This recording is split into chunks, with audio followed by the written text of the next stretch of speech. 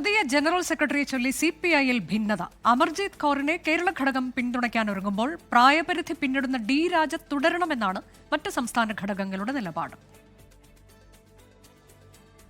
കഴിഞ്ഞ പാർട്ടി കോൺഗ്രസിൽ നടപ്പാക്കിയ പ്രായപരിധി മാനദണ്ഡം കർശനമായി പാലിക്കണമെന്നാണ് CPI കേരള ഘടകത്തിന്റെ നിലപാട്.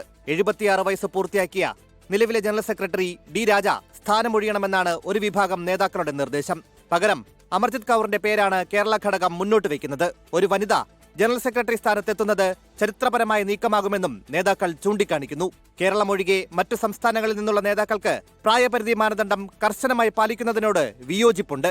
തുടരെ നേതൃമാറ്റമുണ്ടാകുന്നത് പാർട്ടിക്ക് ഗുണം ചെയ്യില്ലെന്നാണ് ഈ നേതാക്കളുടെ വാദം.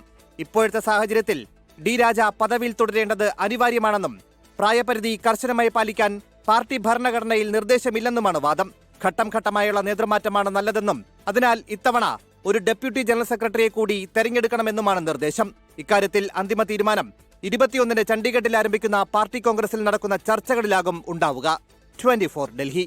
ലോകത്തെവിടെയായാലും ഏത് സമയത്തും 24 വാർത്തകളും ഓഗ്മെന്റഡ് റിയാലിറ്റി പാക്കേജുകളും എക്സ്പ്ലെയിനറുകളും വിശദമായി കാണാൻ ഞങ്ങളുടെ യൂട്യൂബ് ചാനൽ നിങ്ങൾക്ക് സബ്സ്ക്രൈബ് ചെയ്യാം.